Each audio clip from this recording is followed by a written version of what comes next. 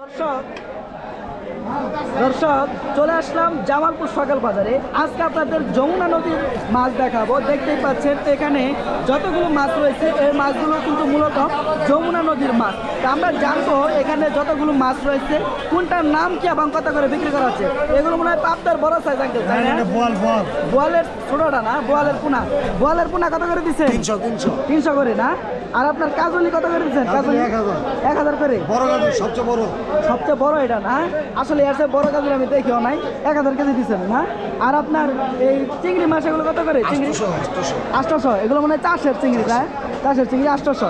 আর আপনার বেউস কত করে দিচ্ছেন আজকে? বেউস আপনার হলো 1000 টাকা কেজি, 1100 টাকা মানে 1000 টাকা কেজি বিক্রি করতেছেন বেউস।